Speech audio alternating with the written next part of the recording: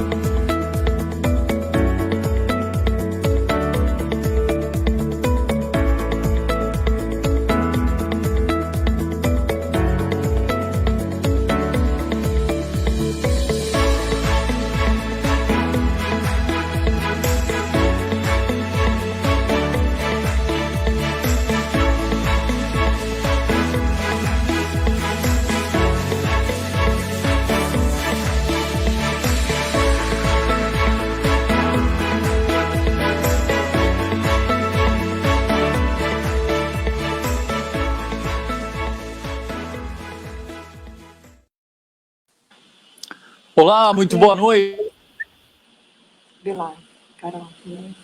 Opa, agora sim. Agora é 100%, Carlos Carvalho. Muito boa noite a você que nos acompanha do outro lado da telinha, da telona. As movimentações aqui no dia a dia do ABC e, claro, a internet vai oscilando na mesma velocidade, até porque hoje é o último dia das convenções. Por isso, Carlos Carvalho e eu, antenados aí, acompanhando de perto tudo o que acontece aqui no dia a dia de Santo André, São Bernardo, São Caetano, Diadema, Mauá, Ribeirão Pires e Rio Grande da Serra, neste 16 de setembro de 2020. Boa noite, Carlos Carvalho. Boa noite, Leandro Amaral. Boa noite, você, internauta ligado na RDTV. E a maior parte do programa vamos falar muito sobre essas eleições de 2020, nesse último dia de convenções. Último dia para definição das chapas, porém já tem chapa pronta, já tem chapa oficializada no site do TSE em Diadema. A gente vai trazer mais detalhes sobre esse assunto, também todas as movimentações em Mauá nesse último dia de campanha de convenções partidárias.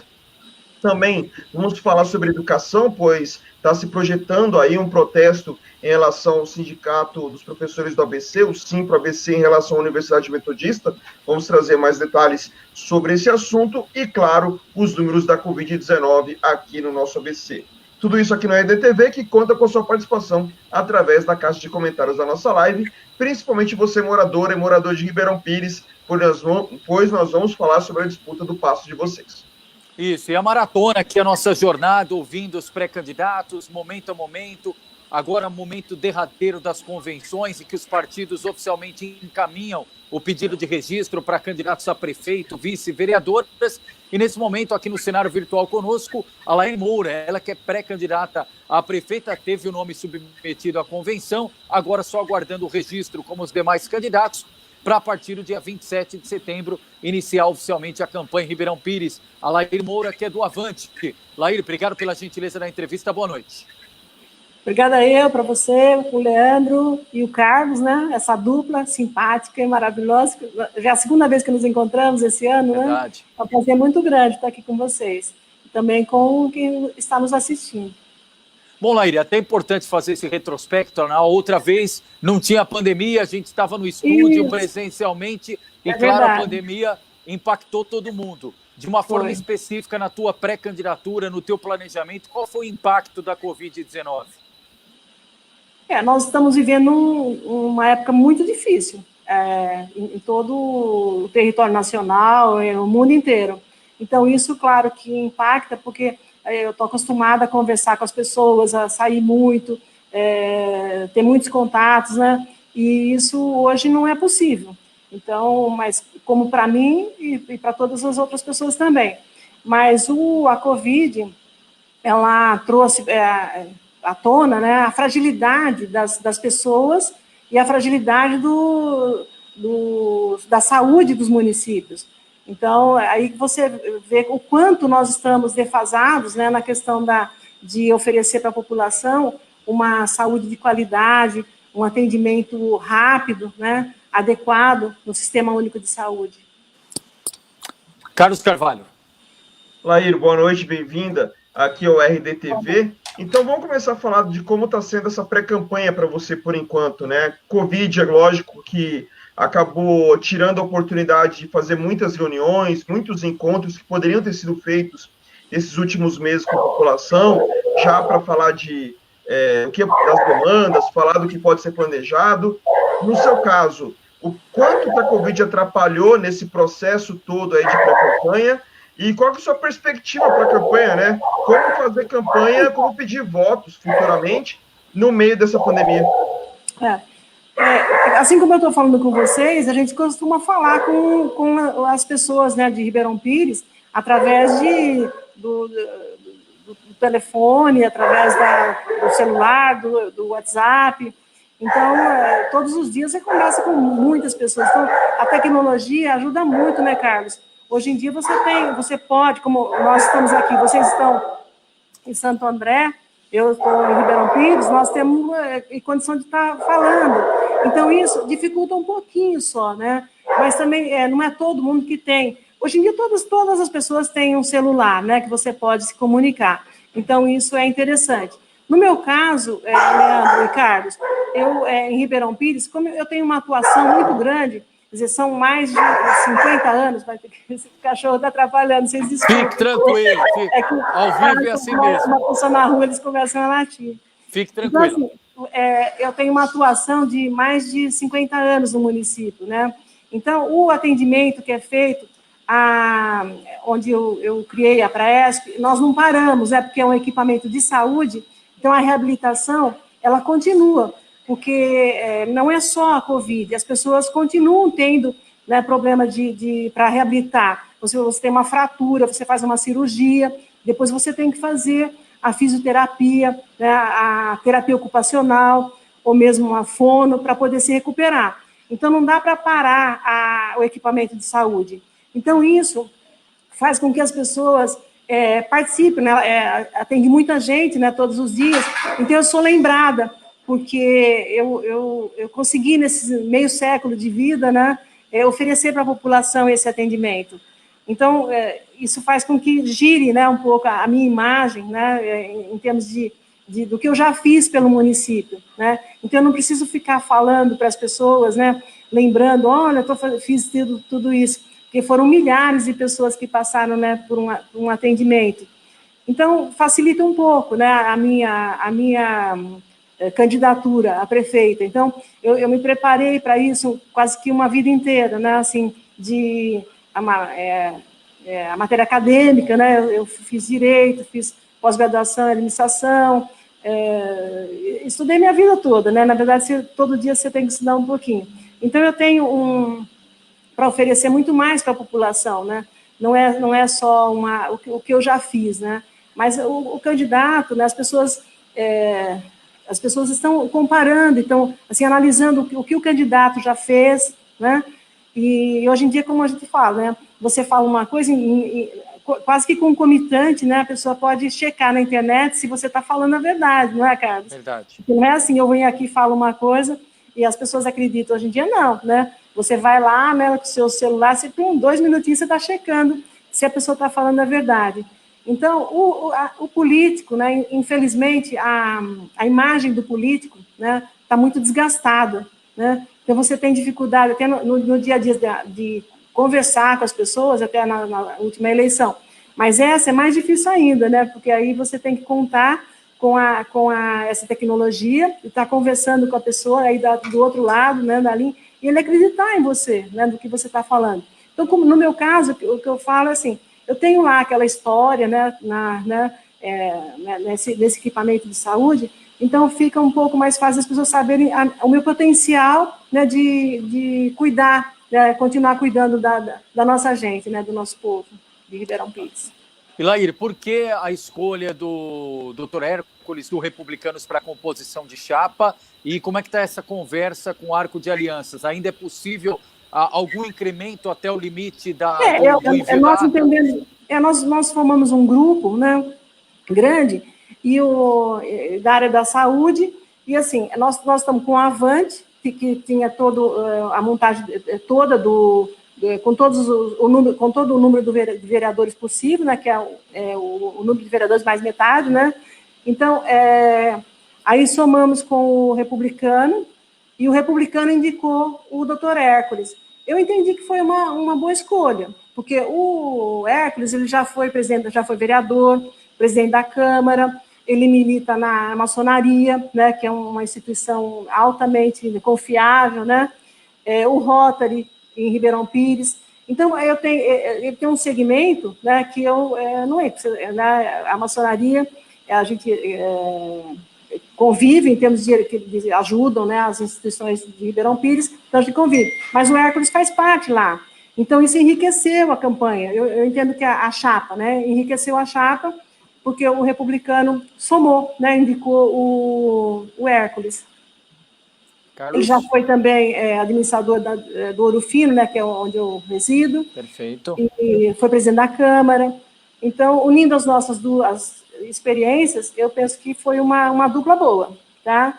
Então, estamos bem alinhados no propósito de fazer de Ribeirão Pires uma cidade muito próspera. A gente está fazendo as pré-listas, né, de pré-candidatos, pré-candidatas, e a gente faz sempre uma comparação com 2016. A gente vê uma participação feminina maior agora nessa eleição de 2020 do que em relação a 2016 nas chapas majoritárias, mas pouquíssimas candidatas a prefeita, geralmente são colocadas como vice. Você acha que ainda falta muito para aumentar essa participação feminina, melhorar essa participação feminina, e que, de algum modo, no seu caso, ou no caso da Marisa, que também está disputando em Ribeirão Pires, não é simplesmente disputar a prefeitura por si só, né? É, de algum modo, também chamar as mulheres para essa luta? Eu não estou buscando um poder, né? Eu estou buscando uma oportunidade para continuar o meu trabalho na cidade de Ribeirão Pires, a cidade que eu escolhi, né, para morar, para desenvolver, porque eu venho de Jaú, de uma cidade do interior do estado de São Paulo. Com 19 anos eu vim para Ribeirão Pires e estou, né, até hoje. Então, como você falou, o meio político ele é quase que masculino. Até um tempo atrás ele era, né, Carlos? Porque agora você tem a participação muito grande de mulheres. E como você falou também, está cada dia aumentando mais. Mas ainda há muita coisa para a gente conquistar, viu? Então, as mulheres têm que mostrar, né? Elas têm potencial, né? Tem toda uma formação, mas a gente tem que ter uma oportunidade, né? E o meio político, assim, eu estou aqui em minoria, porque vocês dois aí, né? 2 homens, uma mulher só. Então, o meio político, ele é machista, né? Assim, a gente tem que considerar, porque você vê no Congresso, né? Quantas, né, mulheres deputadas? É pouquíssimo. Senadora, pouquíssima, né? A gente tem a representante de São Paulo, a Mara, né? A Mara Gabrilli. Então, assim, foi muito bom, porque é uma mulher, né, senadora, né? E aqui no estado de São Paulo, você vê, também tem poucas mulheres deputadas. Em Ribeirão Pires não tem uma única mulher vereadora também. Então, lá a gente vai ter que lutar, né, para conquistar o nosso espaço. Mas eu confio, né, na nossa maioria das eleitoras, porque o eleitorado feminino é maior, né, e as candidatas têm um menor número. Mas é como você falou, tá mudando isso. Então, as mulheres estão participando mais, né? Vamos ver, tá? Eu estou confiante. Laír, e qual que vai ser a estratégia na tua avaliação? Ribeirão Pires é uma eleição de um turno só, ou seja, decide no dia 15 de novembro, Sim. Tiro curto, uma eleição, né? A gente sabe das dificuldades, pandemia, etc. Dias, né? Exatamente. E tem na disputa um atual prefeito que postula a reeleição, um ex-prefeito que pretende retomar o comando do executivo, e tem a senhora com esse histórico na cidade. Na tua avaliação, qual que é a estratégia e o que diferencia a tua candidatura das demais? O diferencial é que eu tenho todo um histórico de vida dedicado à população, né? Fui voluntária há muitos anos, né, nesse ramo, e eu tenho capacidade, formação acadêmica, né, para poder enfrentar essa batalha.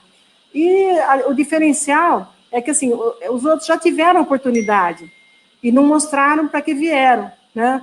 Então, deixaram, assim, muito a desejar.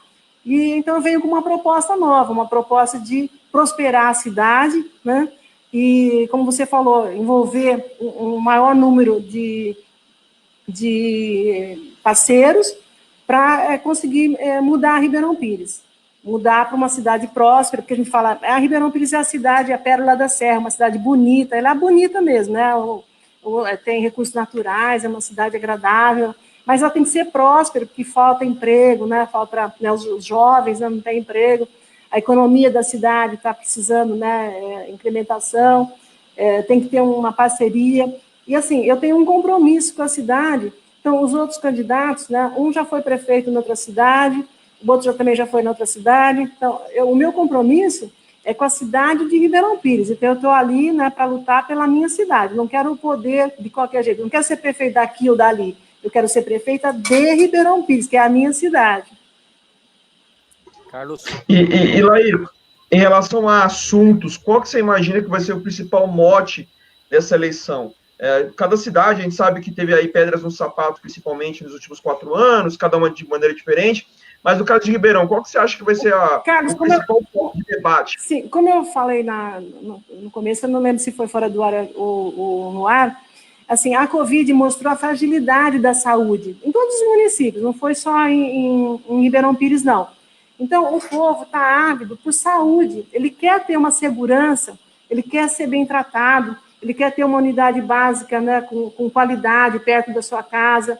Então, a saúde aparece sempre em primeiro lugar, que é a necessidade da população. Mas tem também a segurança, que a população precisa de segurança, né, que hoje nós temos muitos problemas, né, a segurança, o emprego.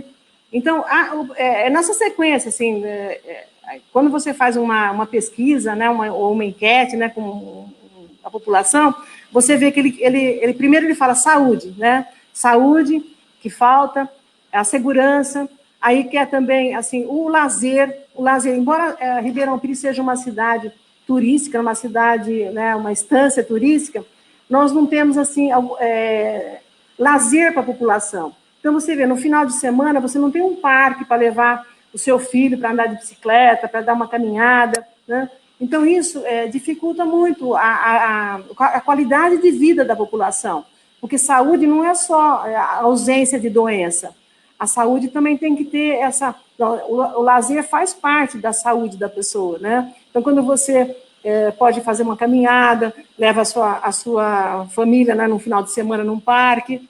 Então, é isso que falta na cidade de Ribeirão Pires. Eu penso, desculpe, em toda a região do ABC. Nós vamos ter Pois não. Não, pode concluir, por favor. Não, eu penso que nós vamos ter assim, uma gama muito grande que falta tudo, na verdade, viu, Leandro? A situação que nós estamos vivendo é muito complicada, porque aí você não tem o emprego, muita gente perdeu o emprego, muita gente, né, perdeu o emprego, reduziu, né, o horário de trabalho, então a economia encurtou, né? Então você tem pouco recurso, né, circulando. Então, os empresários, né, os comerciantes, aí você caminha pela cidade, isso em todo o ABC, aí você vê lá, assim, as portas fechadas, eu sinto uma tristeza muito grande, né, de ver assim, nossa, tinha um comerciante próspero, aí você vê que está fechado, sabe? É muito triste. Então, isso vai ter que recuperar aos poucos, porque o ano de 2021 vai ser um ano muito difícil, porque ele vai ter esse resquício, né, de 2020, que vai levar, né, uma dificuldade, né, na geração de recursos, e aí nós vamos ter que maximizar cada centavo, né, e muito bem elaborado um programa para você poder ter um resultado, né, para que a população se sinta confortável. Laíra, claro que oportunamente, depois do dia 27, nós vamos novamente trazer todos os candidatos aí só para falar de proposta, educação, saúde, geração de emprego e renda, mas é importante já nesse instante extrair de uma forma genérica a sua avaliação, principalmente da questão das aulas, porque a pandemia tem gradualmente permitido algumas flexibilizações com restrições, protocolos, mas o que a gente tem acompanhado aqui no ABC e em outros locais é que realmente a questão da aula presencial ela vai ficar para o ano que vem, Pro ano que ao que vem. tudo indica depois da vacina. Sim. E, claro, isso vai tomar conta do início do mandato dos próximos prefeitos. O que muda no teu planejamento, por exemplo, da educação? Sim, gera uma insegurança muito grande também, porque até assim fala, não, a escola particular ela já era mais avançada do que a escola pública. Agora vai ficar mais defasado ainda, né? Isso é uma colocação que a gente ouve todo dia, né? Mas a verdade é que todos os alunos foram prejudicados. Então, todos.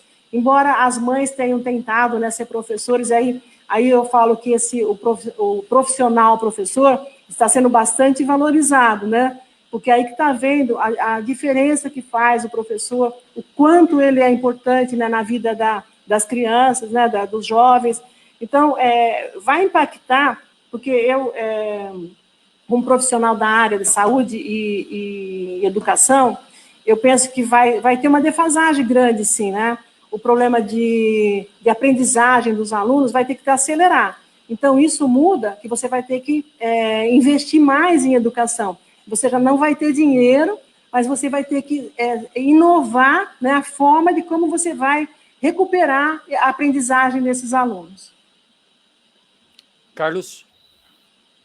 Então, só para a gente seguir nessa questão do que o Covid vai representar ainda para as prefeituras no ano que vem, que por mais que a gente torça que ele acabe rápido, e se Deus quiser a vacina vir aí em dezembro, mas ainda tem uma sobra, né? Tem ainda vai ter um resquício, um resquício muito grande, principalmente no orçamento. O orçamento das prefeituras vai estar muito menor.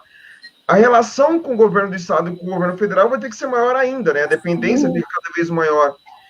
No seu caso, você acha que você ali como prefeita teria uma relação boa, tanto com o governo do estado, com a educação básica, a União, independente de questões partidárias, porque é isso que está muito mais nesse sentido, né? De tentar se esquecer as diferenças partidárias para se fazer alguma coisa. Você acha que você consegue com muita certeza. Com certeza. A minha vida toda foi assim, sempre junto com o governo estadual e o governo federal. Eu nunca fui deputada, né? Mas acho que eu já até falei com vocês sobre isso. Em 2001, eu consegui mudar um artigo da Constituição Paulista e isso resultou em 100 milhões de reais para os alunos, né, com deficiência de todo o estado de São Paulo. Então, agora, recentemente, foi aprovado o Fundeb. O Fundeb, quem determina, né, o Fundeb é o Congresso. Então, foi aprovado hoje ele ficou permanente, né, o Fundeb. Então, vai ter mais recursos para a educação básica. Então, isso vai ser bom, né, porque nós vamos precisar de mais recursos na educação básica, que é de 4 a 17 anos. E também na parte da pré-escola, a creche, né, na prefeitura, e a escola pública vai ter uma demanda muito maior, Carlos. Infelizmente, as famílias empobreceram, né, e você vai ter uma migração dos alunos da escola particular para a escola pública. Então, nós, prefeitos, né, se Deus quiser, nós vamos ter que nos preparar para atender essa demanda. Vai ser um desafio, e a gente vai ter que se preparar para isso. É até bom a gente tocar nesse ponto, desculpa, Leandro, por causa da questão do Fundeb, né? Porque por pouco os prefeitos ano que vem ficam sem esse fundo de educação básica, né? Mas acho que não, pelo momento, né? Porque estava desde o ano passado todo mundo avisando, vai acabar em 2020, não dá para tentar fazer alguma coisa, meio que quase que deixaram para a última hora, assim, agora sim entrou o Fundeb, né? E de forma permanente, que é outra mudança, né? Isso, agora é com a sociedade. Agora de forma mais fixa, né? Mas não mudaria, né? Assim, desde que ele começou, ele já sabia que ele findaria em dezembro de 2020. É que ninguém contava com a Covid também para atrapalhar um pouco, né, essa discussão no Congresso. Mas depois do sufoco passou, né? Então, o Fundeb foi aprovado, né, graças a Deus, então vai ser um valor maior, então vai possibilitar, teve mais, acho que 17 milhões estendeu para mais alunos, então isso vai ser muito importante. Laír, e do ponto de vista do que você tem acompanhado no diálogo. Claro que são reuniões diferentes com os protocolos da pandemia, mas na tua avaliação, os candidatos vão precisar fazer campanha também para as pessoas comparecerem às urnas no dia 15 de novembro. Você sente resistência, medo do eleitor por conta da pandemia de comparecer às urnas no dia 15 de novembro? Eu imagino que vai haver bastante falta. A abstenção vai ser maior. A abstenção vai ser grande, porque as pessoas, assim, principalmente os de mais idade, né? Eu acho que não vão arriscar, assim, a gente vai pedir. Eu penso que o tribunal está fazendo campanhas na televisão, que vai ter, assim, essa parte de segurança, tanto para os mesários quanto para os eleitores.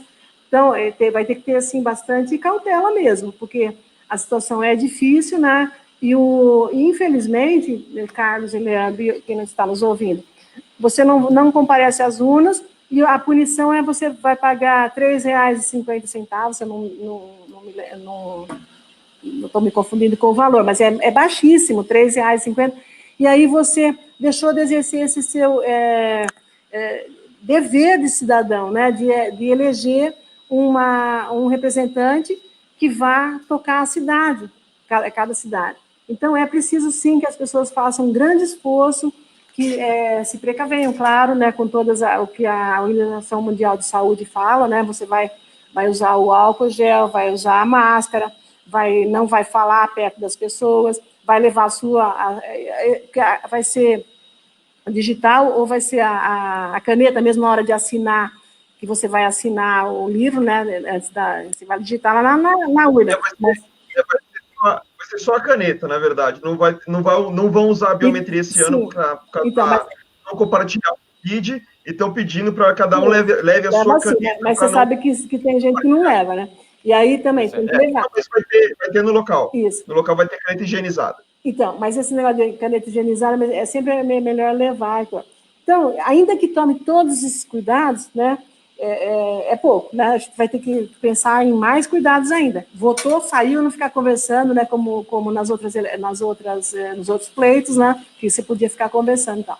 Então vai ser uma coisa atípica, a gente não pode nem assim, imaginar como é que vai ser. Mas, claro, a gente vai pedir encarecidamente, né? Para que as pessoas exerçam o seu dever e ao mesmo direito de cidadão, né? De eleger o seu representante. Laír Moura está com o nome avalizado pelo partido, passou pela convenção. Sim, foi segunda-feira. Isso, para representar o Avante nas urnas na cidade de Ribeirão Pires, no pleito do dia 15 de novembro, tendo como vice Dr. Hércules, do Republicanos. Laír, obrigado pela gentileza da entrevista. À vontade para as considerações finais. Eu que agradeço vocês, é sempre um prazer muito grande estar aqui com vocês. É um canal, né, bastante concorrido, né? Eu ouço sempre as pessoas elogiando a atuação de vocês, né? Seriedade, simpatia. Então, eu quero também mandar um abraço para todos de Ribeirão Pires, a cidade que mora no meu coração.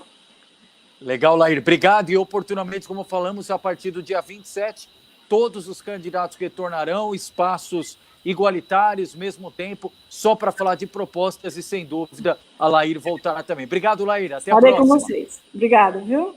Tchau. Legal. Carlos Carvalho, e nós vamos aqui no resumo dessa noite. Parece, quando a gente acha que o negócio está ficando direitinho... Não, agora eu vou ter que confidenciar aqui, Carlos Carvalho. Acabamos a live das 4 horas, aí eu começo a fazer umas sondagens, o Carlos fazer outras, a gente vai atrás para ver dos vice de Mauá, aí o Carlos me manda, Leandro, saiu a primeira candidatura oficial aí no site, no sistema aqui do ABC. Falei, pô, que bacana, deve ser alguma daquelas que está na nossa lista, né?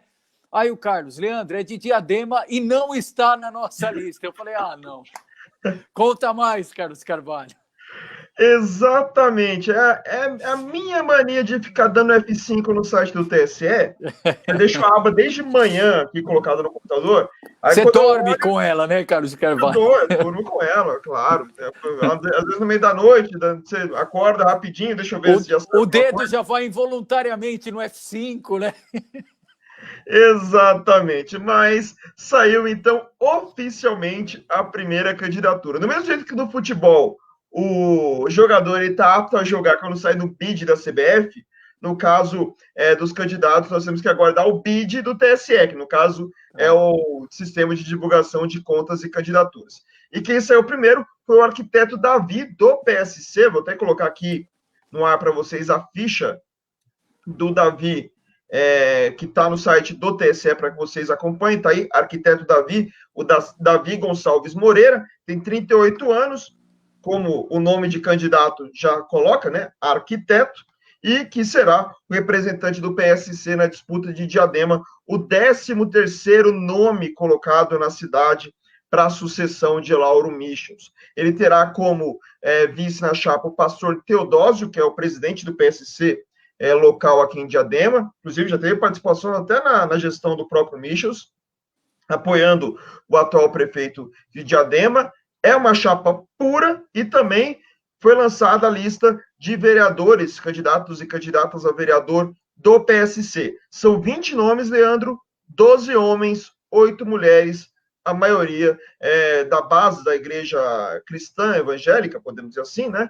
Que é a principal base do PSC, não só em Diadema, mas nacionalmente, muitos pastores ali sendo candidatos e tudo mais. Então, tá aí, o arquiteto Davi, por enquanto, é o único pré-candidato, ou o único candidato oficialmente. Esse a gente pode chamar realmente de candidato a prefeito de Diadema, apesar que ele já está no site do TSE. É bom deixar claro, primeiro, ainda não tem o julgamento dessa candidatura.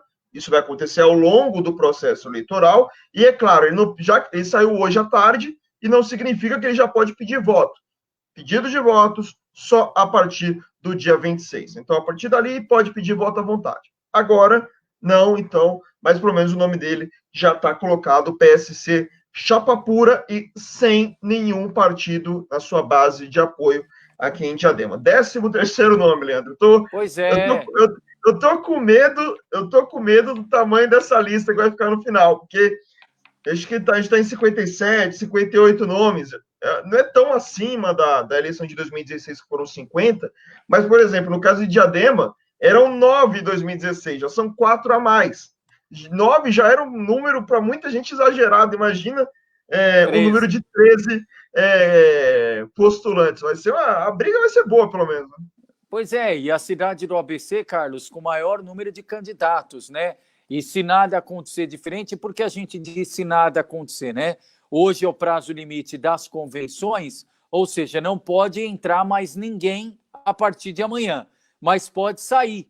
Então, o Carlos sempre lembra muito oportunamente aquele exemplo de 2016, dia 5 de agosto, convenção do PSB em São Bernardo, vereador Antônio Cabreira colocando o nome para a disputa do Paço, só que nem chegou aí para o registro e o Cabreira não virou candidato a prefeito, apoiou o Alex Manente na disputa de 2016. Então, o fato de você ser submetido à convenção não significa necessariamente e automaticamente que você vai ser candidato. Então, no caso de Diadema, temos 13 nomes, é o maior número de candidaturas no ABC. Se ninguém desistir até o prazo limite, até o dia 26 de setembro, então vai ser a cidade que nós vamos ter, entre aspas, o maior trabalho, porque vai ser o maior número de candidaturas. Depois de Diadema, Carlos, se nada mudou, maior número de candidaturas, também com 2 dígitos, Mauá, só que Mauá reduziu aí a conta, Carlos Carvalho. Exatamente, já que o Tchelo Pierro, que hoje era para ter dado entrevista para a gente, não deu. Agora a gente sabe o motivo, pelo fato dele não ter dado entrevista, né? Porque ele foi anunciado, nesse momento está sendo anunciado, agora, como vice na chapa do Lorenzini, do PSDB, lá em Mauá. Então, teremos PSDB e DEM juntos na urna lá em Mauá. Não digo que é uma surpresa, não podemos dizer isso, mas está aí sendo colocado, então, o número de candidaturas em Mauá, pelo menos de pré-candidaturas por enquanto, né, porque nenhuma foi oficializada, o número de pré-candidaturas acabou reduzindo, né, numa cidade que, a princípio, não se esperava tantas pré-candidaturas, né, já que é uma cidade que tem prefeito que vai para a reeleição, então geralmente o número é menor. Mas a gente tem que lembrar novamente que a crise política de Mauá fez com que a lista fosse grande. A lista chegou a 15 nomes e agora já diminuiu para 11. Vamos esperar para ver se vai, agora nesse tempo de fazer a matrícula na escola, né, ou seja, fazer a matrícula, né, de fazer a inscrição no provão aí da eleição, se essas inscrições vão ser confirmadas, né, ao longo desse período, e claro, a gente vai uma por uma acompanhar. Em 16 em Mauá. Deixa eu pegar aqui a listinha, que já estou tudo separado. Até os números de 16 já estão separados. Boa. Em 16 foram 7 candidaturas. Olha, então Diadema foi de 9 para 13, Mauá de 7 para 11, comparando a eleição desse ano com o pleito de 2016. Importante, lembrando, Carlos... Repetição de nomes, só 2, né? 2 nomes que se repetem de uma eleição para outra, o Átila e o Donizete. O restante, o Clóvis Volpi vai disputar em Ribeirão Pires, o Gilberto Barros, que era do PPL, nem existe mais esse partido, foi juntado com o PCdoB, o PPL. Também não sei se vai ser candidato ou não. Márcio Chaves não vai nem participar da eleição, continua como secretário de Santo André. Tinha a professora Rejane, do PSOL, e o PSOL vai com o André Safano dessa vez, e o Rogério Santana, que era da Rede Sustentabilidade, o Rogério Santana vai ser pré-candidato a vereador lá em Mauá, vai tentar retornar ao Legislativo. No restante, muitas alterações aí em relação aos nomes colocados em 2016. E ontem o Carlos e eu lembrávamos do exemplo do álbum de figurinhas, né, que vai juntando ali até completar, e esse nosso quebra-cabeça eleitoral. Em Mauá agora, Carlos, salvo engano, só está em aberto o vice da candidatura do professor Betinho, do PSL, correto?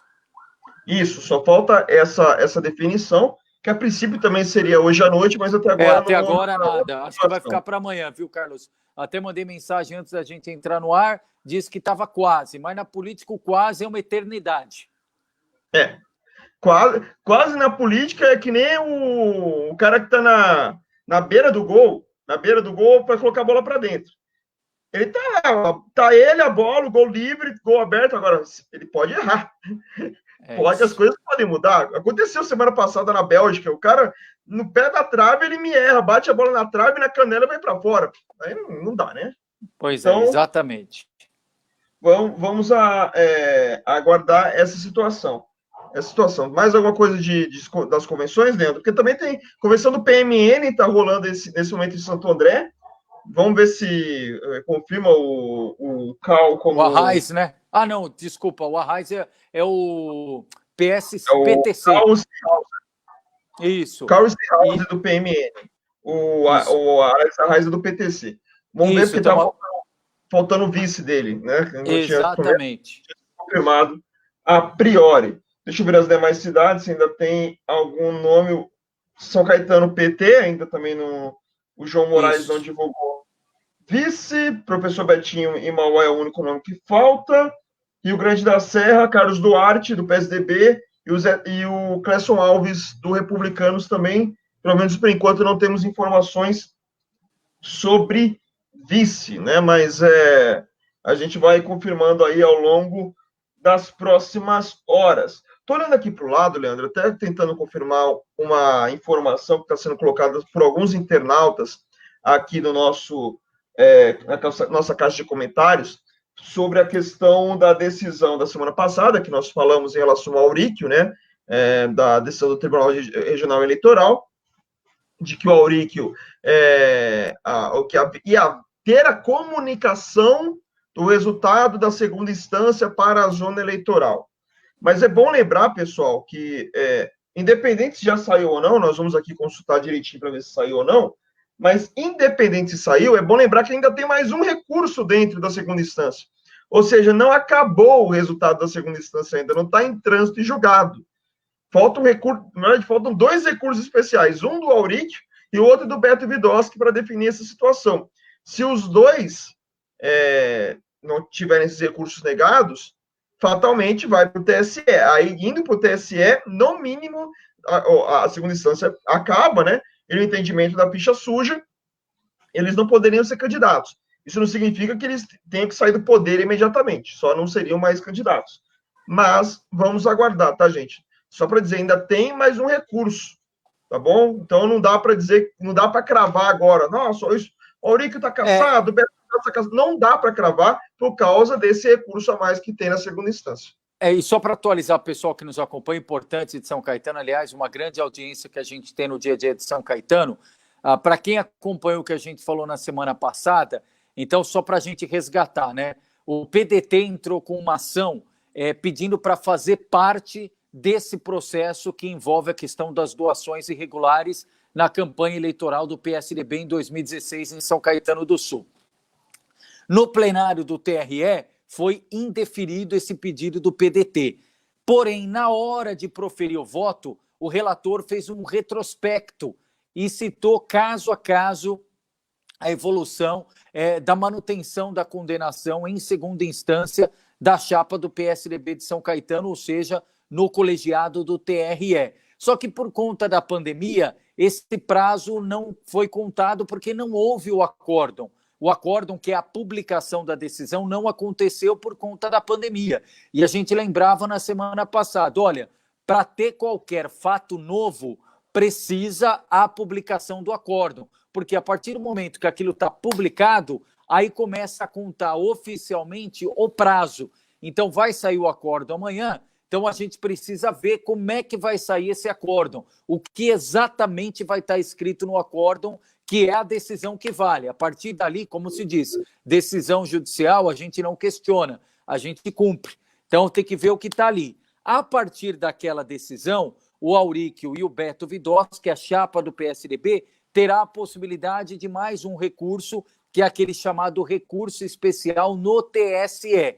E aí que vai ser o grande X da questão. A gente vai ver o que vai acontecer primeiro, se porventura o afastamento ou se porventura o recurso que vai impedir, né? Ele vai ter um efeito suspensivo que vai permitir a permanência na cadeira. Esse é o ponto de vista do mandato, esse é o ponto de vista do trâmite, olhando a gestão do Aurico e do Beto em São Caetano. E um outro trâmite é o trâmite eleitoral. São duas coisas diferentes, né?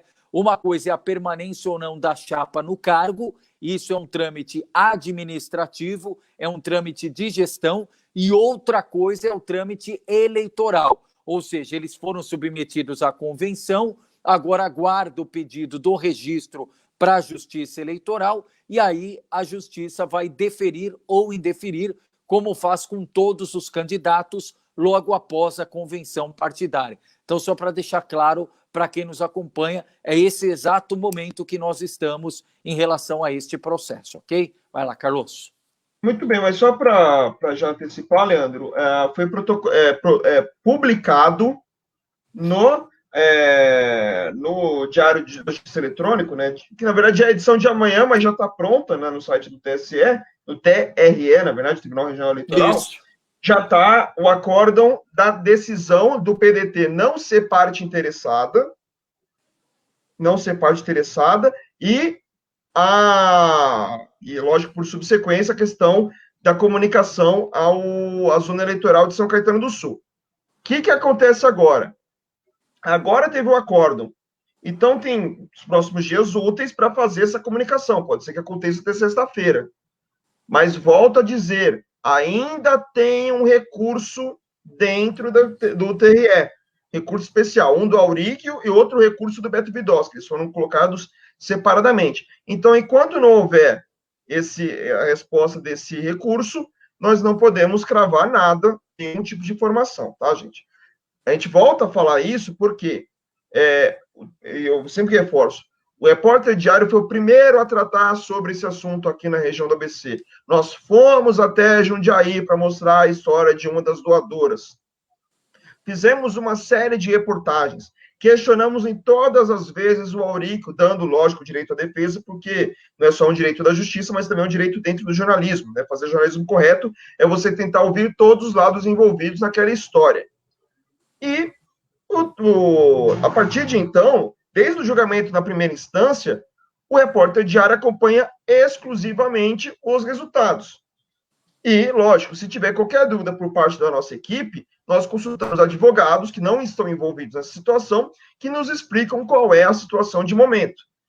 A última explicação que foi nos dada é que ainda teria que ver se tinha um recurso especial dentro do TRE, e tem esse recurso especial. Com esse recurso ainda para julgamento, não se altera absolutamente nada neste momento, ou seja, continua com o Auríquio como prefeito, o Beto Vidosca como vice, os dois podendo ser candidatos na eleição de 2020, e o Auríquio prefeito, o Beto Vidosca vereador, e tem que esperar, no mínimo, o resultado desse recurso especial, Carlos, que só Deus sabe quando vai sair. Vou até pedir um favor, quero aproveitar aqui, a Marta Bernius, obrigado a Marta, que sempre interage no dia a dia lá de São Caetano, o Amaurílio Oliveira Leme, o pessoal que sempre está ali, o Christian Felizardo, obrigado. Você consegue abrir aí o acórdão, Carlos Carvalho, só para a gente ver e já tira essa dúvida se dentro do acórdão tem a delimitação do prazo, que é isso que vai nortear, né? Saiu a publicação do acordo, ok, mas se ele delimita qual é o prazo e como se dará essa comunicação, enfim, esse ponto é importante até para a gente concretamente dar informação do que realmente impacta ou não essa decisão no dia a dia de São Caetano. Carlos, não sei se você consegue... Pois não. Eu vou ler aqui o finalzinho do acórdão, que é a parte importante. O restante de cima é só para dizer Perfeito. O que significa, que está envolvido, o número de advogados e tudo mais. Então, vamos para o resultado propriamente dito. Eu vou ler aqui e a gente vai acompanhando. Vistos, relatados e discutidos os autos do processo acima identificado, acordam os juízes do Tribunal Regional Eleitoral do Estado de São Paulo, por votação unânime, em receber os embargos como simples petição e indeferir o pedido de ingresso na qualidade de assistente simples formulado pelo Partido Democrático Trabalhista, PDT de São Caetano do Sul, com a determinação de comunicação à zona eleitoral de origem após a publicação do acórdão. Assim decidem, nos termos do voto, o relator, que adota como parte integrante da presente decisão. O julgamento teve a participação dos desembargadores Noevo Campos, presidente, Paulo Galizia e Nelton dos Santos, dos juízes Manuel Marcelino, Marcelo Vieira de Campos, Maurício Fiorito e Afonso Celso da Silva, São Paulo, 10 de setembro de 2020. Marcelo Vieira de Campos, o relator deste processo. Ou seja, não tem o prazo para comunicar à zona eleitoral sobre essa decisão. E pelo texto, a comunicação é pela decisão em relação ao PDT. Pelo texto aqui, não é em relação à decisão do processo em si como um todo. Apesar que se aguarda também que o processo todo também seja comunicado à primeira instância em São Caetano, mas, pelo menos, não tem prazo, não tem absolutamente nada sendo colocado nesse momento, Leandro. Então, aí até para esclarecer aqui, mais uma vez, a Marta, o Amaurílio, o Christian, os demais de São Caetano que estão nos acompanhando, então, a gente fez um questionamento ao TRE, vamos reforçar esse questionamento para saber na prática exatamente a questão do prazo, se abre algum prazo, porque do jeito que está aí o acórdão, não tem questão de prazo, né? A gente volta àquela etapa que nós estávamos, né? Na expectativa de acontecer alguma coisa, mas sem uma projeção, sem uma previsão, sem um prazo concreto. E não está claro por essa parte aí do acórdão. Então, como fizemos na semana passada, vamos novamente questionar o TRE para saber concretamente de informação se muda alguma coisa ou não e qual o impacto disso em São Caetano. Por enquanto, o que está claro é em relação, como a gente frisou já na semana passada, ao pedido do PDT, que pediu para fazer parte do processo, para ser parte nesse processo, e a Justiça entendeu que o PDT não deveria fazer parte do processo.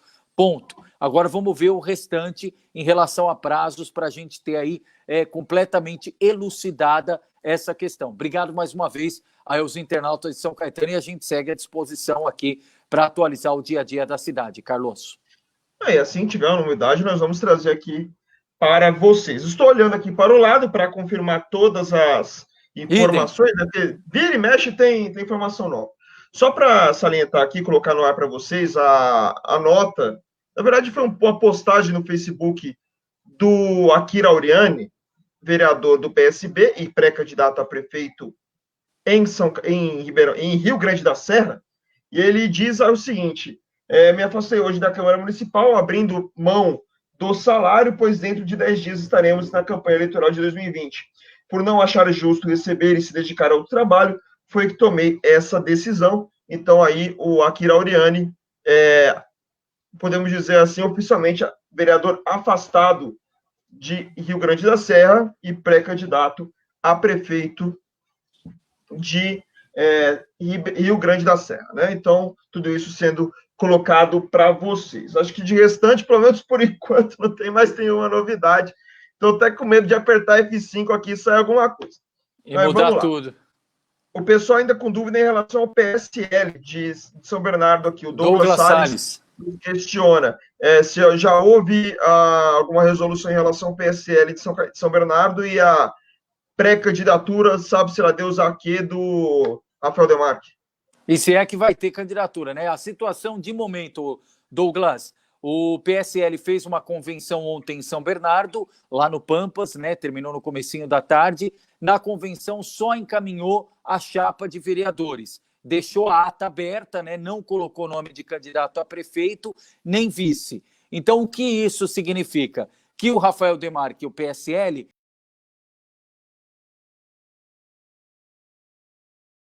o nome ali. Ao que tudo indica, pelo que vinha na carruagem, é natural que quando você tem alguém que se declara pré-candidato, chega na hora H, não passa o nome para a convenção, dá uma sensação de que esfriou, dá uma sensação de que perdeu força. Então, a expectativa de bastidor é que realmente, pelo andar da carruagem, pela situação de momento, e a gente fala muito que política é como as nuvens, neste exato momento, a situação, o bastidor, o termômetro indica que o Rafael não deverá ser candidato a prefeito de São Bernardo. Agora, se não for, fica outra pergunta. O que vai ser o PSL? O PSL vai embarcar no projeto de reeleição do prefeito Orlando Morando? O PSL vai embarcar em algum outro projeto que se apresenta no cenário? O Carlos lembrou ontem que a outra opção seria o projeto do PSB encabeçado pelo doutor Leandro Altrão. Enfim, nós vamos seguir acompanhando de perto, mas nesse exato momento é isso, Douglas. Aliás, o Carlos e eu sempre fazemos isso, né? Então, até esse momento não tem novidade, acabou o programa, a gente ainda vai seguir com as atualizações, porque política é assim, né? Ela não funciona de manhã. A política, as conversas começam a esquentar. Tem alguma coisa embrionária na hora do almoço, mas o almoço é quando já está ali batido o martelo, é para todo mundo ver, o almoço é para selar, mas normalmente começa a ganhar força depois das 15h. Aí à noite ganha força para valer, etc. Então, o plus ali, o ápice da política é sempre à noite. Por isso que a gente fica de olho aqui, interagindo com vocês e atualizando se tem alguma coisa nova. E o Rafael Demarque, assim como vice do João Moraes do PT em São Caetano, assim como vice do professor Betinho do PSL em Mauá, estão na caderneta aqui minha e do Carlos Carvalho para a gente correr atrás da resposta para vocês. Caderneta, planilha de Excel, tá? Em tudo quanto é lugar, né? E a gente, eu que tenho boa memória, estou com dificuldade para decorar os nomes de todo mundo, deixar tudo organizado, mas também muda ainda tudo, bem, né? Que existe o Excel para isso. Ainda bem que existe o Excel para isso. Boa. Vamos lá, Leandro, então. Enquanto a gente não tem novidades aí sobre a questão das convenções eleitorais, vamos trazer aqui a informação sobre o Simpro-ABC. A gente vem acompanhando desde o ano passado, principalmente, a série de reclamações que existe do Sindicato dos Professores aqui da região em relação à Universidade Metodista. Essa reclamação não é uma reclamação isolada, também existem reclamações de outros sindicatos pelo país, onde também tem alguma unidade da Universidade Metodista, e agora todos esses sindicatos, a partir de uma ideia do Simpro-ABC, resolveram marcar para o próximo dia 22, terça-feira que vem, 19h, um manifesto virtual, um protesto virtual chamado Dia Nacional do Basta. Eles vão entrar através das suas redes sociais, fazendo ali uma live com denúncias, com situações colocadas em relação à Universidade Metodista. Isso ao longo, o que aconteceu no mínimo ao longo dos últimos 2 anos. E, lógico, vão reforçar outras situações ligadas à área da educação. Então, tudo isso a partir do dia 22, às 19h, vai ser exibido nas redes sociais do Simpro-ABC, também das outras entidades. Essa videoconferência, essa manifestação virtual, que vai ter também participação dos professores e de auxiliares e de outros ex-funcionários da Metodista, também vão ser chamados alunos e pais para participarem dessa história toda, né, a dificuldade incrível que se tem em relação em relação a essa questão da metodista, né? Que também alega prejuízos financeiros também devido à pandemia do Covid-19, mas segundo o pessoal do Simpro, isso vem já há um bom tempo. Então vamos aguardar aí novas informações sobre esse assunto. Leandro? Carlos, só para complementar, vi ainda a pergunta do Douglas Salles. Ele pergunta como é que ficou o quadro em São Bernardo, né, de candidaturas. O que a gente tem até esse momento são 5 candidaturas colocadas em São Bernardo, pelo menos 5 que passaram por convenção. O atual prefeito Orlando Morando, que tenta o projeto de reeleição pelo PSDB. O ex-prefeito Luiz Marinho, do PT, que tenta voltar à prefeitura. O doutor Leandro Altrão, pelo PSB. O Cláudio Donizete, pelo PSTU. E a candidatura coletiva pelo PSOL, mas que nome de urna vai ter uma chapa com 2 mulheres, Carlos. Isso, a Maria de Lourdes de Souza como pré-candidata a prefeita e a Sônia Maria de Almeida como pré-candidata a vice. Perfeito, é isso em São Bernardo, tá, Douglas? A priori, né? Vai que aparece mais um aí que a gente não percebeu. Pois é. Sempre acontece isso, mas por enquanto são esses cinco nomes colocados aí. Até que a eleição de São Bernardo, a gente vem falando desde o ano passado, né, Leandro? Na verdade, a luta das candidaturas fora do Marinho, fora do Orlando, é tentar quebrar essa hegemonia, essa polarização, né?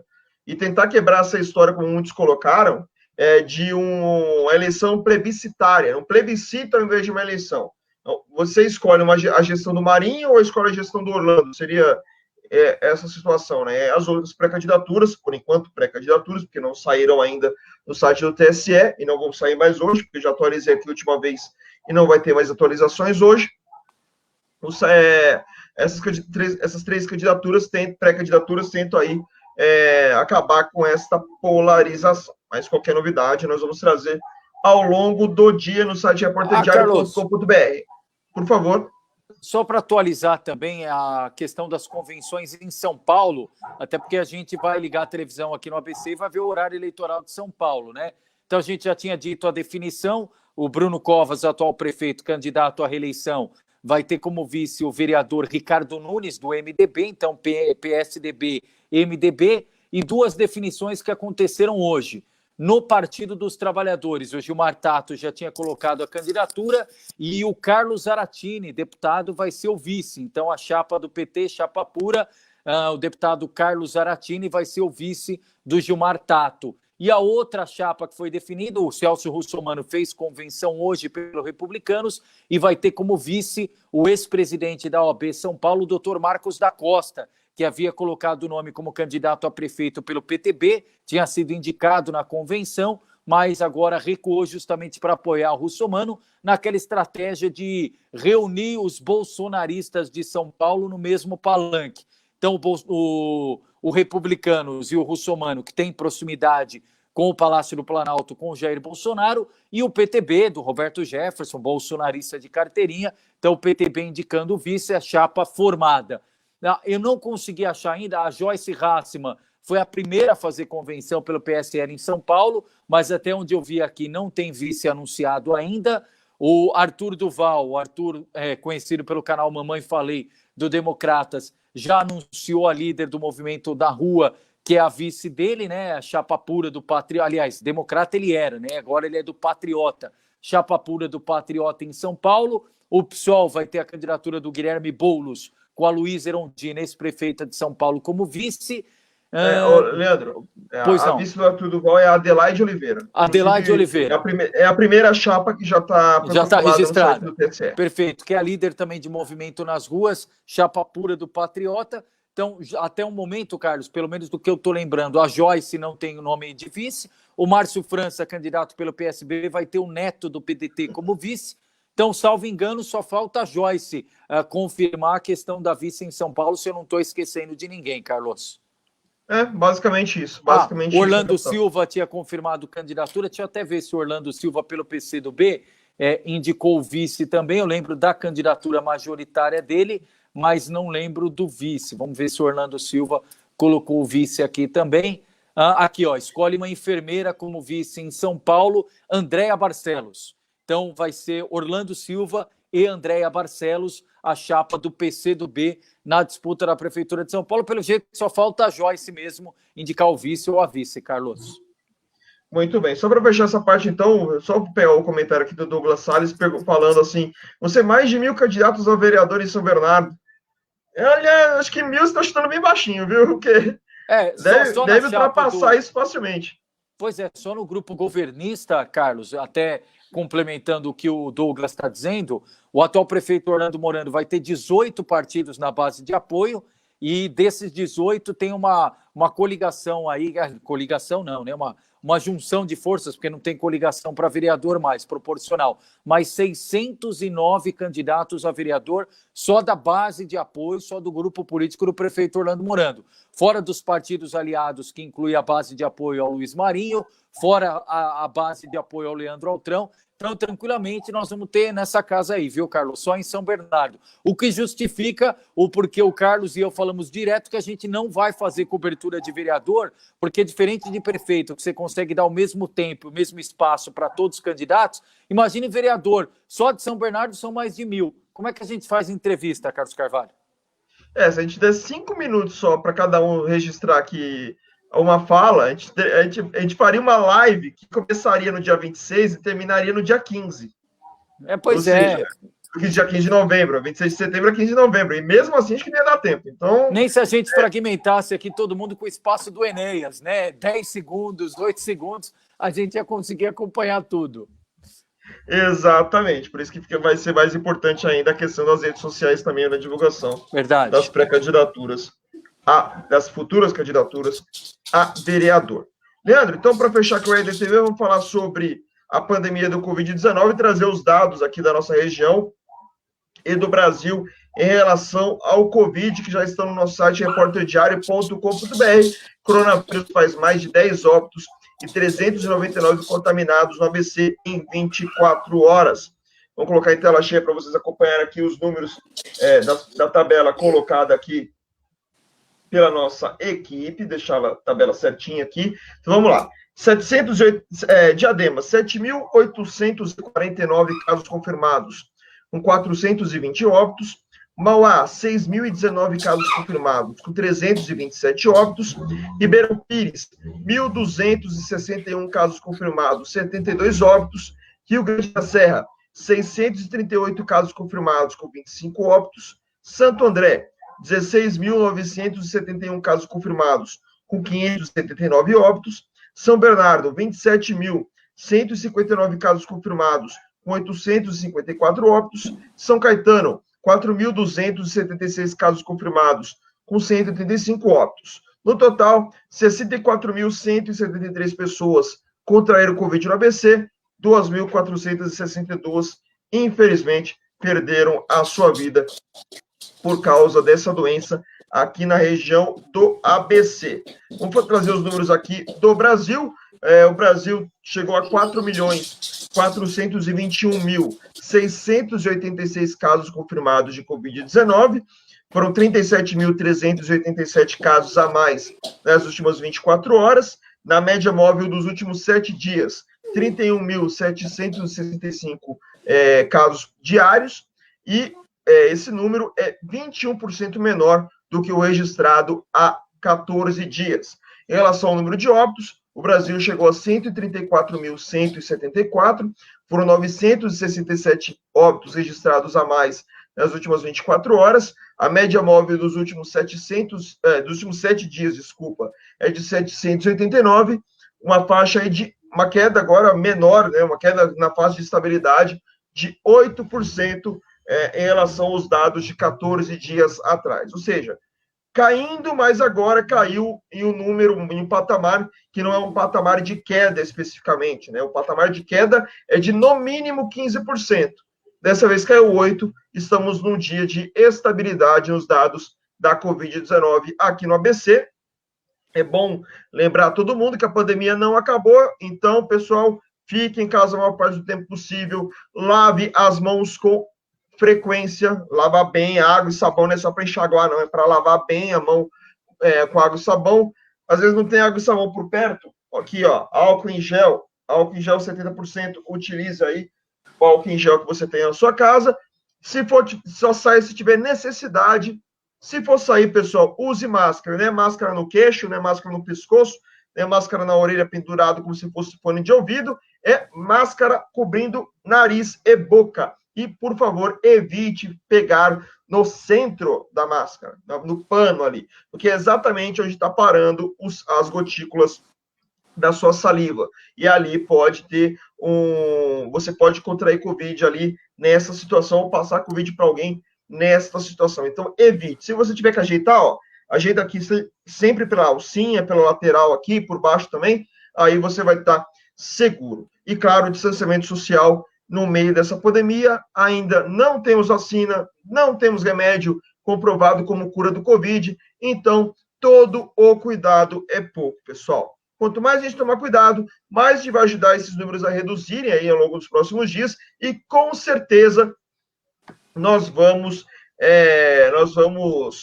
superar essa até com mais facilidade no momento em que chegar esta vacina.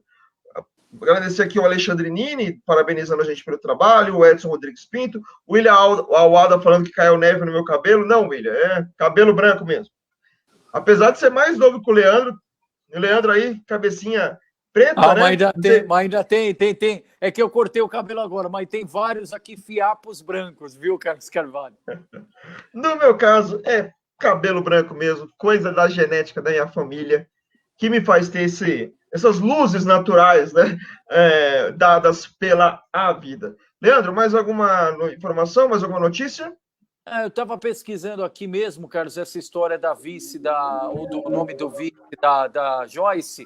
O que eu achei aqui, notícia de 2 de setembro, tanto do Estadão quanto do Correio Brasiliense, falando do empresário Ivan Leão Sayeg, herdeiro da Casa Leão Joalheria.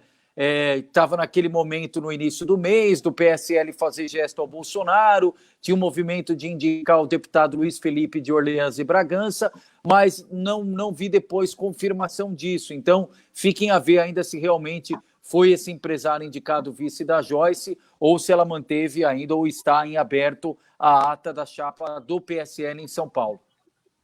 Muito bem. Daqui a pouco, futebol rolando, jogos da Libertadores da América, Bolívar e Palmeiras lá em La Paz. Bolívar que não joga 6 meses, que a situação da Bolívia, assim, proporcionalmente em relação ao Brasil, foi bem pior em relação ao Covid-19. Então, é o primeiro jogo deles em 6 meses. O Grêmio pega a Universidade Católica no Chile, jogos válidos pela terceira rodada da fase de grupos da Libertadores da América, voltando aí nessa semana, e semana que vem a expectativa muito grande pelo Grenal, né? O Grenal da primeira fase, o bicho pegou, um monte de gente expulso, briga no final. Vamos ver como vai ser esse Grenal agora, na próxima semana, mas dando tempo ao tempo. Lembrando, também tem jogos da Copa do Brasil, a terceira fase da Copa do Brasil, e, na verdade, quarta fase da Copa do Brasil, e o jogo antecipado do Corinthians pelo Campeonato Brasileiro contra o Bahia. Falando em Corinthians, pelo menos notícia de hoje do Neto, né, o comentarista da Bandeirantes, que um dos nomes cotados para ser técnico do Corinthians é de Carlos Caetano. Você sabe quem é Carlos Caetano, Leandro? Não lembro. É o Dunga. Fala que é o Dunga. Sabe o que está parecendo isso, Carlos Carvalho? Parece o Sindicato dos Metalúrgicos aqui de Santo André. Você fala, é o Simvaldo. Quem é o Simvaldo? É o Espirro. Você fala, quem é o Adilson Torres? É o Sapão. Então, fala que é o Dunga. Mas o Dunga no Corinthians, Carlos Carvalho, eu vou te falar. O Dunga que não treina uma equipe, se eu não estou enganado, desde... O último trabalho do Dunga como treinador foi em 2015 na Seleção Brasileira. Né, que depois daquele início patético nas eliminatórias para 2018, né, fica em sexto lugar depois do primeiro terço das eliminatórias, acabou sendo trocado pelo Tite. Então, mas pelo menos é um dos nomes que está sendo cotado, estão sendo cotados para treinar o Corinthians. Por enquanto, o Corinthians vai de Diego Coelho ainda como técnico interino do Timão. E o Corinthians que enfrenta o Bahia hoje, que está com o comando do Mano Menezes. Há quem diga nos bastidores que se o Mano tivesse esperado um pouquinho mais para aceitar o convite do Bahia, poderia ser o técnico do Corinthians, mas há quem contra-argumente também, falando que talvez o Mano já soubesse também e não ia querer assumir o Corinthians agora, como o Carlos lembra bem aqui, às vésperas de ter uma eleição interna que sabe que é um momento de efervescência, um momento complicado, enfim, o Corinthians... E o pior de tudo, né, Carlos, deixar aqui o registro também extremamente negativo, chamar de torcedor isso é complicado, mesmo que seja da Gaviões, que é a maior torcida do Corinthians, o que fizeram na rede social do filho do Fagner, ameaçar um jogador, insultar através da rede social do filho de 10 anos de idade, não tem nem adjetivo para isso, né? Perdeu, ganhou, pode cobrar garra, pode cobrar raça, mas tudo isso dentro de um alto nível. Agora, a partir daí, se ofender familiar, uma criança de 10 anos de idade, aí, e além do mais, o Fagner, um dos jogadores mais regulares do Corinthians, que tem contribuído demais com o Corinthians. Enfim, é muito ruim, Carlos. Sabe o que está lembrando? O Corinthians pós-eliminação para o Palmeiras na semifinal da Libertadores de 2000. Verdade. Foi campeão do mundo no início do ano, foi para a Libertadores, tinha um time mais forte em relação ao Palmeiras, fato, mas o Palmeiras foi lá numa raça danada e também com certo ar de sorte, passou pelo Corinthians na disputa de pênaltis, né? Primeiro jogo 4-3 para o Corinthians, segundo jogo 3-2 para o Palmeiras, 5-4 nos pênaltis, com o Marcos defendendo o pênalti do Marcelinho. No dia seguinte, a Gaviões da Fiel invadiu o Parque São Jorge, que o Corinthians treinava lá ainda na época, invadiu o Parque São Jorge, queria pegar todo mundo de porrada, o Edilson foi lá e falou, não vou ficar mais nesse time, tá certo, e foi embora. Ele. E foi embora o Edilson, foi embora o Edu, foi embora o Nicão, foi embora o Marcelinho. Carro de jogador, umas coisas que não tem gabimento. E para quem não se lembra, o Corinthians, ele foi lanterna do seu módulo na Copa João Avelange de 2000. É que a sorte dele é que, como era um campeonato de módulos, não é à toa que o São Caetano veio do último módulo para ser vice-campeão brasileiro naquele ano, não tinha rebaixamento. Porque se não tivesse rebaixamento, ele tinha caído. Verdade. Então, olha o processo, né? Aqueles padrões que acontecem na história e que vão se repetindo. No Corinthians está acontecendo a mesma coisa, tá? Se repetindo o padrão de uma crise administrativa, uma crise técnica e uma crise da torcida. E vamos ver, logicamente os corintianos devem estar odiando que eu estou lembrando essa história que seria um novo rebaixamento do Corinthians. Mas é um fato que está acontecendo isso, fato. Né? A receita está sendo feita direitinho, né? Dia após dia, né? Eliminação precoce na Libertadores, você tem o time muito mal colocado, né? Tá beirando ali, flertando o rebaixamento, e você tem essa crise administrativa e que deve ser potencializada a depender do desfecho da eleição, né? Que você vê o Corinthians completamente fragmentado, vários nomes aí colocados para comandar o Corinthians ou para dirigir o Corinthians. É um momento que tem que ter lá muita resiliência, viu, Carlos Carvalho? Lembrando que em 2007, quando o Corinthians caiu para a segunda divisão, teve uma eleição no meio, mas teve uma eleição forçada, né? Porque o Dualib, depois de basicamente fazer uma ditadura ali dentro do Corinthians, né?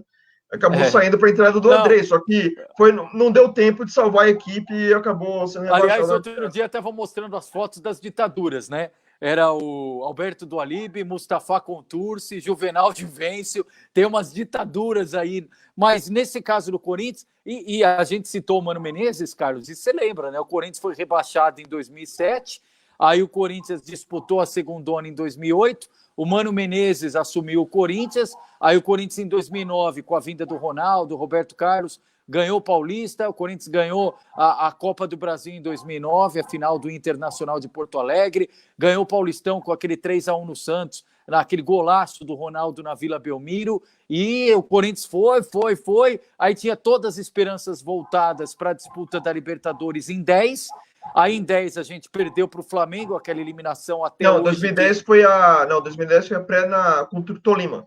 Desculpa, pré-contra o Tolima. Já era o Tite, o Flamengo foi depois, exatamente. Flamengo não, do Flamengo foi 2009, porque era o Wagner Love como...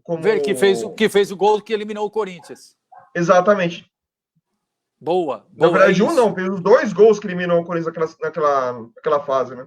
Pois é, claro, veio todo aquele tempo ruim, e aí em 2012, até o momento que finalmente o Corinthians ganhou a Libertadores, mas como você lembrava recentemente, né, Carlos? Teve aquele fiasco diante do Tolima, muita gente imaginava que ali fosse perder todo o projeto, e a partir dali começou um resgate do Tite e aquela passagem vitoriosa que culminou no título da Libertadores. Mas o problema é que hoje, cara, a gente não vê nenhum lampejo de algo semelhante, né?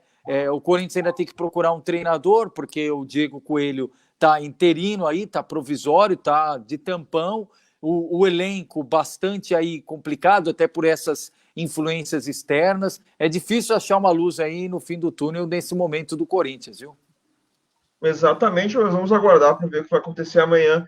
A gente fala mais de futebol. Amanhã, 3 RDTVs, os 3 falando de eleição aqui no ABC. Então, 11 da manhã, o Leandro comanda a live com a Marisa da Casas Próprias, do Solidariedade, que é pré-candidata a prefeita em Ribeirão Pires. Às 15 horas, eu estarei no comando da live entrevistando o Ivancir Santos, do PSTU, que é pré-candidato a prefeito de Diadema. E às 20 horas, Leandro Amaral e eu estaremos conversando com Nilson Bonomi, do PSL, pré-candidato a prefeito em São Caetano do Sul. Então, 11 da manhã, o Leandro no comando, 15 horas eu no comando, 20 horas nós dois juntos no comando do RDTV. E, claro, também trazendo as últimas notícias aí de cada momento para vocês sacramentar.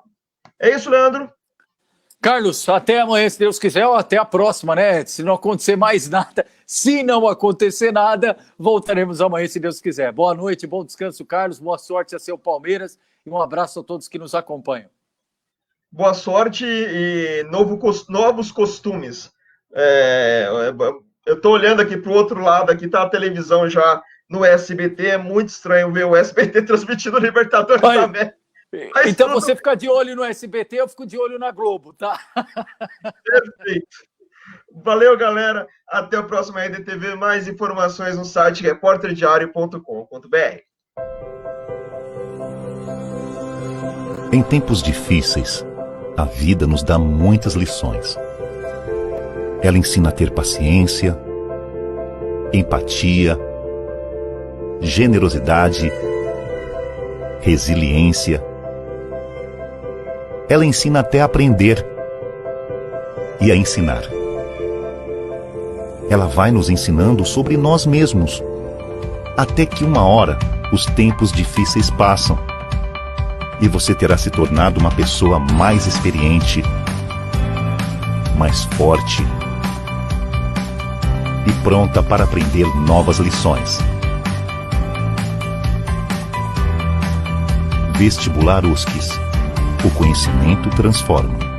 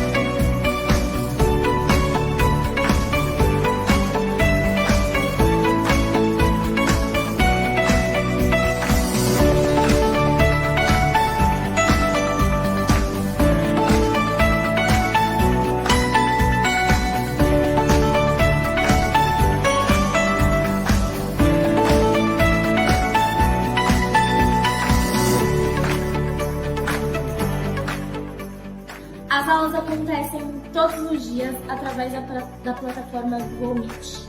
Então a gente pode ver o professor, a gente pode falar com eles. A gente tem o chat online ao vivo da aula, onde a gente pode deixar todas as nossas dúvidas. Se a gente não quiser utilizar o chat, a gente pode falar via voz com o professor.